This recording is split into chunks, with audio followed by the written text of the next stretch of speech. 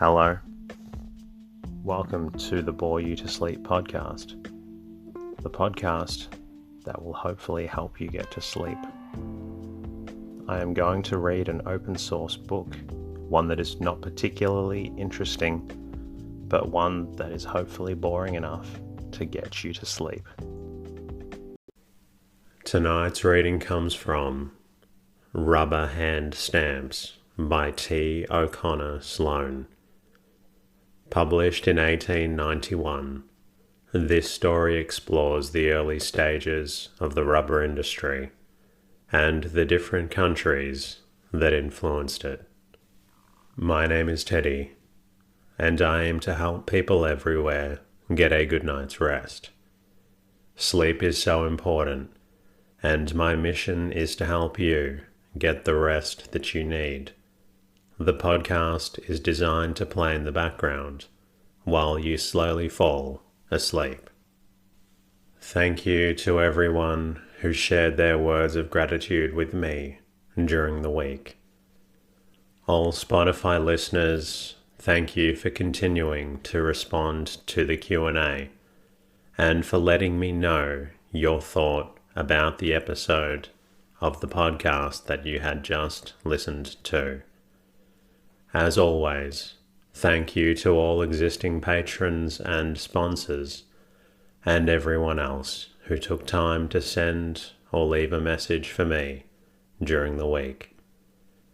My goal is to keep this podcast free to allow access for everybody, and it's the support from listeners via Patreon and Spotify that allows me to keep bringing episodes out for those who need them. If you would like to become a patron or sponsor, please visit boytosleep.com. Whether it's $1 or $5, your monthly contribution is a great help in allowing me to bring out more episodes for those who need them. Another amazing way to help the podcast is to leave a review or comment in your podcast app. Even one sentence really helps out. If you would like, you can always say hello to me at boytosleep.com. I'm also on Twitter and Instagram at boytosleep. In the meantime, lie back, relax, and enjoy the readings. Rubber Hand Stamp Making and the Manipulation of Rubber. Chapter 1. The Sources of India Rubber and its History. India rubber, or caoutchouc, is a very peculiar product, which is found in and extracted from the juice of certain trees and shrubs. When an India rubber tree is tapped, which is affected by making incisions in the bark, the sap of the tree exudes. It is a milky substance and is collected in various ways. It may be in vessels of clay, in shells, or in other receptacles by the India rubber hunters. If this substance is examined, it is found to be of very remarkable and characteristic constitution, resembling in its physical features ordinary milk.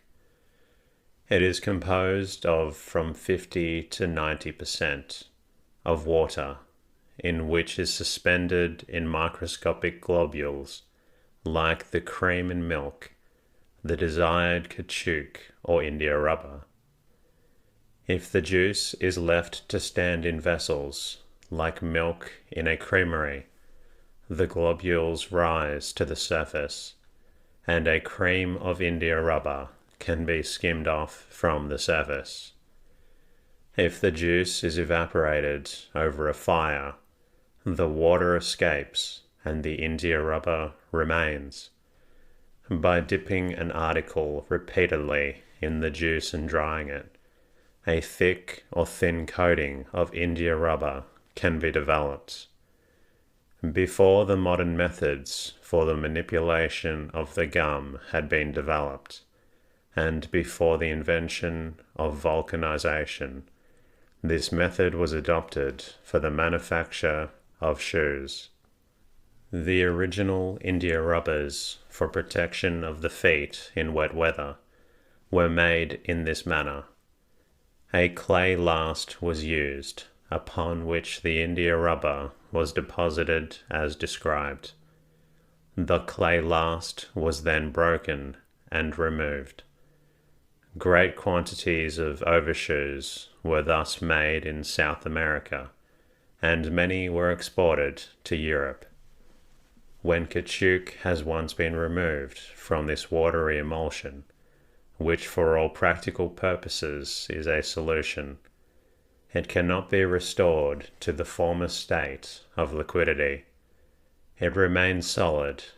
It will absorb a considerable quantity of water, but will not enter again into the quasi-solution or combination. This property of permanent coagulation, which interferes to a degree with its easy manipulation, was early discovered. In the last century, quantities of the natural milk were exported to Europe to be used in what may be termed the natural process of manufacture. Because once solidified, it could not be redissolved, and because the manufacturers of those days had not the present methods of dealing with the apparently intractable gum. The natives of South America, before the advent of Europeans, were familiar with the treatment of the juice by evaporation, just described and used to make bottles, shoes, and syringes of it for their own use. The name Siphonia applied to several species of rubber tree, and syringa and serengari in Spanish recall the old Italian syringes and tubes.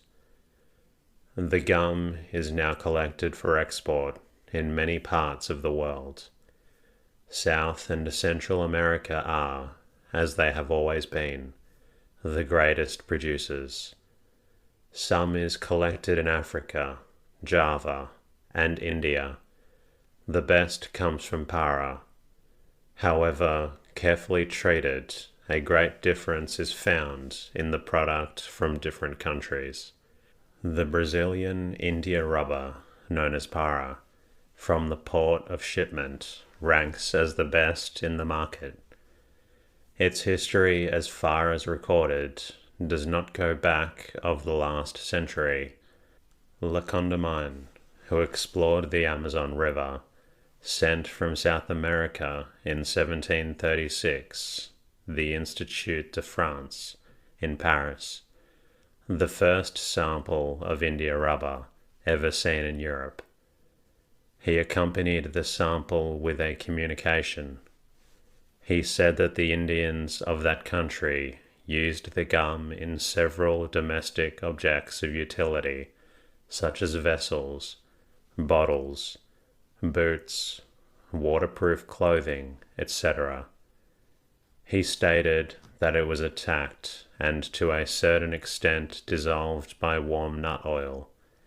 In 1751 and 1768, other samples were received through M. Fresnel and Mercure, who sent them to the Academy of Sciences, Paris, from Cayenne in Guinea. Although from this period numerous experiments were tried with the new substance, little of importance was done with it for many years. Its first use was to rub out pencil marks, whence it derived its name of India rubber. As late as 1820, this continued to be its principal use. As interesting reminiscence of its early history is given by Joseph Priestley, the great English chemist of the last century, celebrated as the discoverer of oxygen. In 1770, he mentioned the use of the gum for erasing pencil marks, and speaks of its cost being 3 shillings, about 70 cents, for a cubical piece of about half an inch. As we have seen, its solubility was early studied. In 1761, Heresant added turpentine, ether, and huile de dipple to the list of solvents. In 1793, its solubility was utilized in France by Besson, who made waterproof cloth. In 1797, Johnson introduced for the same manufacture a solution in mixed turpentine and alcohol. The year 1820 is the beginning of the period of its modern use on a more extended scale. Nadir developed the methods of cutting it into sheets and threads, and of weaving the latter. Mackintosh in 1823 began the manufacture of waterproof cloth, using the solution of the gum in coal tar naphtha, which was caused to deposit by evaporation a layer of the gum upon a piece of cloth, which was covered by a second one. This protected the wearer from the gummy and sticky coating of raw India rubber. At the best, the original Mackintoshes must have been very disagreeable articles for wear.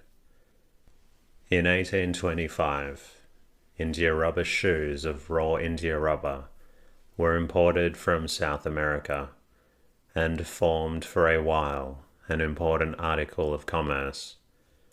In 1839, Charles Goodyear of Massachusetts invented the art of vulcanizing, or combining India rubber with sulfur. It was patented on June 15, 1844, and covers only the manufacture of soft rubber. Vulcanite or hard rubber, whalebone rubber, is disputed as to its origin, its invention being assigned to some Nelson Goodyear, and by others to Austin G. Day of Connecticut. Goodyear, however, succeeded in obtaining a patent on May 6, 1851. Day obtained a patent on August 10, 1858. Vulcanization is the most important invention ever made in connection with India rubber, and may fairly rank as one of the greatest discoveries of the present century. It is claimed by the English, an inventor named Hancock being cited as the rival of Charles Goodyear. The latter inventor had an associate, Nathaniel Hayward, who is probably entitled to some of the credit. By vulcanization, India rubber loses susceptibility to heat and cold, becomes non-adherent and insoluble in almost all substances. It is converted from a comparatively useless substance into one of wide applicability. The subject of India rubber is so interesting in its theoretical as well as practical bearings that it seems impossible that those who are workers in it should not feel an interest in its natural history. For such readers, the chapter on the natural history and collection of India rubber has been written. As it is a product of widely separated lands on both hemispheres, and as it is yielded by an immense number of plants, it is impossible in the limits of a chapter to give a full outline of its natural history. The chapter in question is, therefore, with this apology inserted where it belongs, near the beginning of the book. Those who are entirely practical may pass it over. There is no doubt that the few minutes necessary for its perusal will be bestowed upon it by some. African India rubber is mostly exported from the west coast.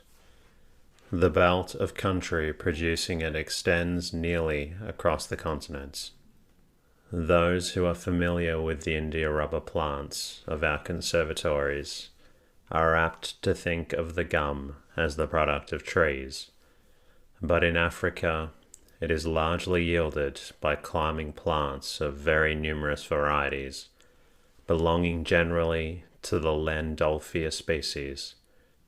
From Assam, Java, Penang, and Rangoon, there is considerable gum exported. It is supposed to be the product of trees of the ficus species. In all these places, as it is known to be in Java and Assam, in the latter place, rigid restrictions are imposed as far as possible upon the gathering. In the case of wild trees scattered through the forest, the carrying out of these restrictions is not practicable. The trees are cut with knives in long incisions through the bark, and the juice is collected in holes dug in the ground, or often in leaves wrapped up in a conical form, somewhat as grocers form their wrapping paper into cornucopia shape for holding sugar, etc. It is seemed reasonably certain that the India rubber producing plants might be cultivated with profit, and it is as certainly to be feared that without such cultivation they will become extinct. Efforts have been made in the direction of raising them artificially, but without much success. In Assam, numerous experiments have been made to propagate the India rubber bearing ficus tree. A good instance of the ill effects of carelessness in the original gathering of the crop is afforded by these Bornese collectors. The source of Borneo India rubber is a variety of creepers. These are cut down and divided into short sections from a few inches to a yard in length. The sap oozes out from the ends. To accelerate its escape, the pieces are sometimes heated at one end. It is coagulated by salt water. Sometimes a salt called Nipa salt, obtained by burning a certain plant, is used for the purpose. In either case, it is coagulated into rough balls and masses. These masses are heavily charged with the salt water, often containing as much as 50%, and rarely much less than 20%. Central America and Panama are great producers of this gum. In Panama, the custom of felling the trees is often adopted. In this case, grooves are cut around the prostrate trunk, and under each groove, as the trunk lies on the ground, a vessel is placed to collect the sap. Its coagulation is often effected by leaving it for a couple of weeks, standing at rest in a hole, excavated on the surface of the ground, and covered over with leaves. The caoutchouc separates under these conditions. A quicker method, but one yielding an inferior product, is obtained by adding to the fresh juice some bruised leaves of a plant, which acts something like acid upon milk. In separating the desired solid manna, or caoutchouc, a jelly-like accretion saturated with blackish water is thus obtained. By working it together, a blackish liquid is caused to escape, and comparatively pure gum is gradually obtained. As much as 100 pounds of India rubber may be obtained from a single tree where this destructive system is employed. Further north, where a better counsel has prevailed, the trees are only tapped, and the India rubber hunter is satisfied if, from a tree 18 inches in diameter, he obtains 20 gallons of sap, giving 50 pounds of gum. Even where tapping is done, the tree is often destroyed by carelessness or ignorance. Two systems are followed in Nicaragua. The operator ascends by a ladder, if he has one, or in any case climbs as high as well can, and begins to make a long incision. Sometimes he carries one long straight cut clear down to the ground. This is made the starting point for a number of side cuts, short and running diagonally into it. This is also one of the Brazilian methods. The Nicaraguan sometimes also makes two spiral incisions, one right-handed and the other left-handed, crossing each other as they descend so as to divide the surface of the tree into roughly outlined diamonds.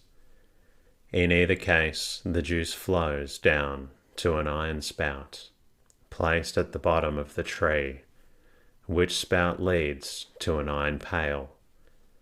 The milk is gathered and passed through a sieve, and coagulated in barrels by the Iponya plant as before mentioned.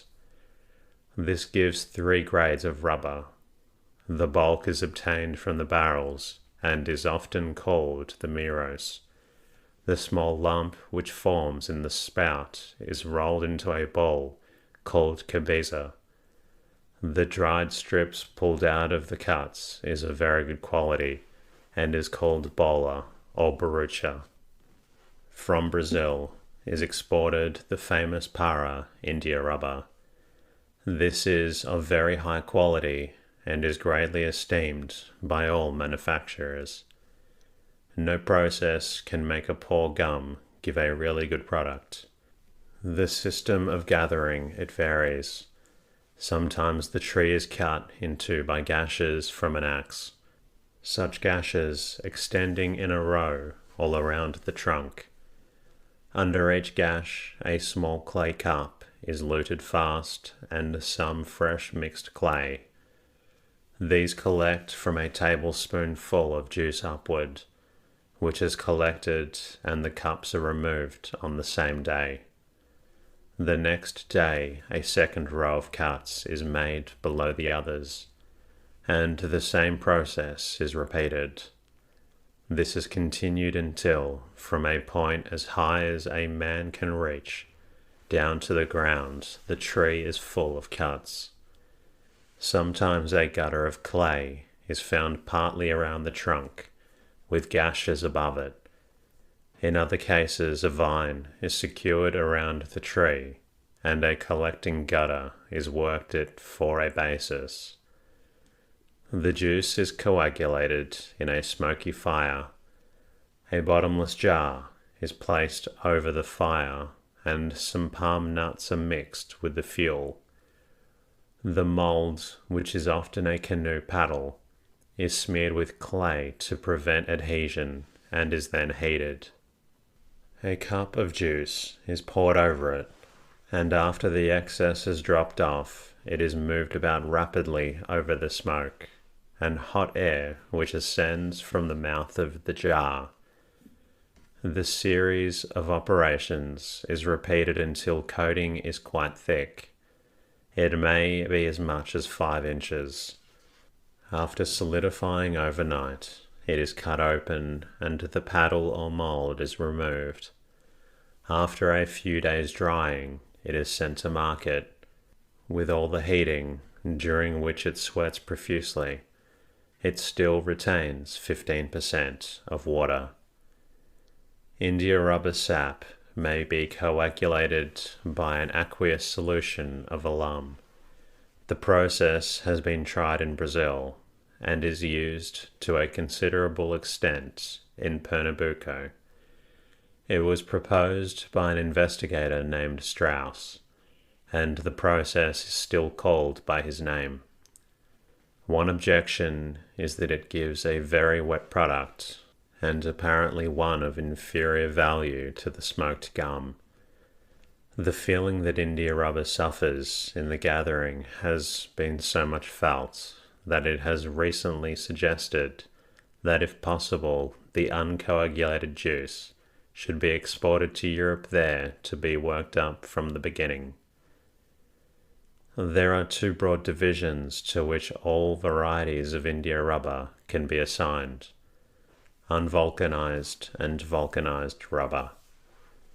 Speaking with a certain amount of license, it may be said that the more properties characterize the former than the latter.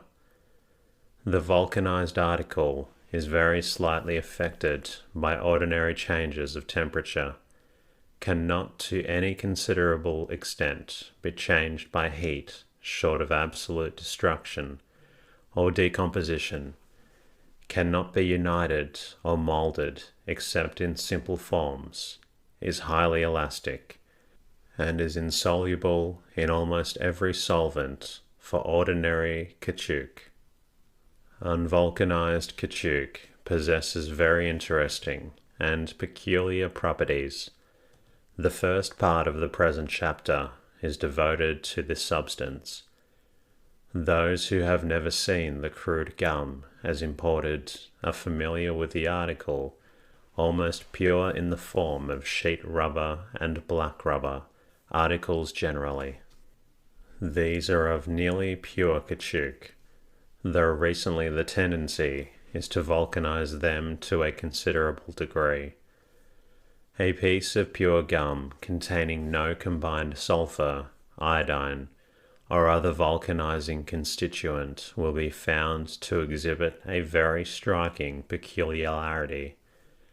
Two freshly cut surfaces, when placed in contact, will adhere. This is not in consequence of any vicious or sticky coating. When India rubber is cut, the surface is perfectly dry and non-adherent except to itself. The writer once had this property of adhesion brought strongly to his attention. In some analytical investigations of coal gas, he had proposed to use finely divided India rubber as an absorbent of sulfur. This constituent it absorbs from gas, and it seemed that a basis for a quantitative determination of sulfur might be found in such property. Accordingly, some raw India rubber was procured and with some trouble was cut up into little pieces which were put into a bottle. A day or two afterwards, the pieces united wherever they were in contact, and an irregular cavernous lump was the result. This involved no melting or softening or change of shape. Each little piece was there intact and distinct, but firmly attached to its neighbours. The analogy of this action is seen in lead. Two fresh surfaces brought together, preferably with a twisting or wrenching pressure, adhere quite firmly. The adherence of India rubber and of lead each to itself is often exhibited by physical lecturers as an illustration of cohesion. The cohesion of India rubber is, however, far more perfect than that of lead, probably because of its comparatively great resistance to oxidization, and because, owing to its elasticity, larger areas can be brought into contact. Comparatively great, though this resistance to oxidization is oxygen, especially in the allotropic modification known as ozone, may act quite powerfully on the gum. Sunlight can affect it injuriously. A more familiar illustration of the uniting of two pieces of the same material is seen in the welding of iron. The blacksmith heats two pieces of iron until they are nearly white hot and are pasty in consistency. On placing them in contact and hammering to force them together, they unite so firmly as to be practically one. It is necessary that the surfaces of clean metal should be brought together. If the pressure induced by the hammering is insufficient to bring this about, a flux is added which dissolves the oxide and causes the metal, to come in contact with metal and to weld. The analogy with India rubber in its cohesive action is evident. Surfaces long exposed, or which are dusty, do not cohere. The relegation of ice is similar in effect. When pure, it is nearly colorless, the dark color being due to impurities. In thin sheets, it is almost or quite transparent.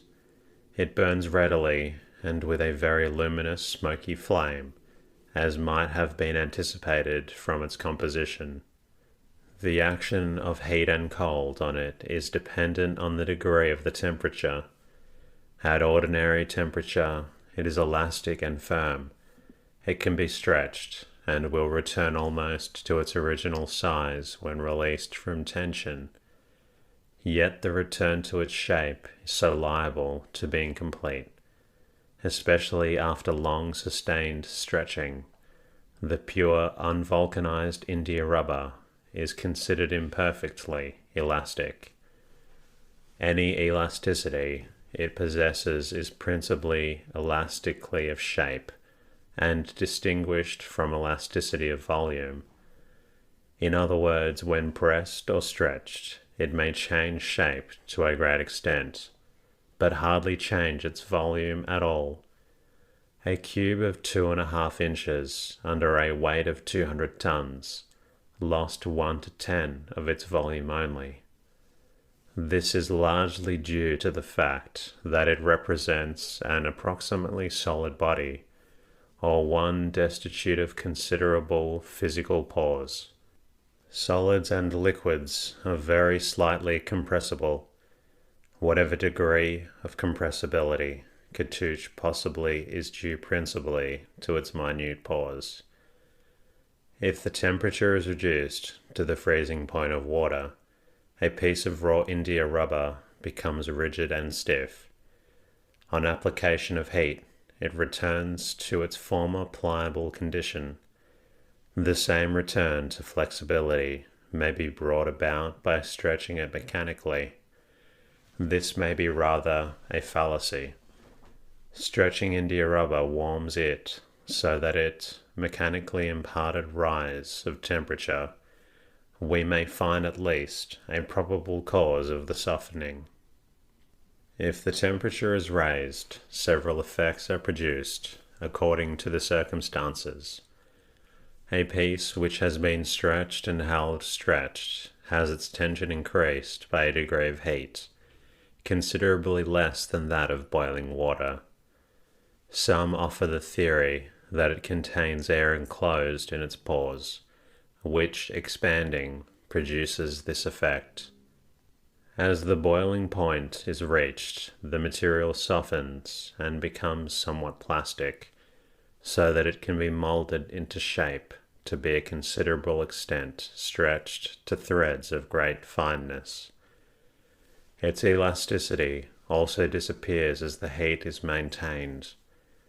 These effects increase in extent up to the heat of 248 degrees Fahrenheit, or 120 degrees Celsius.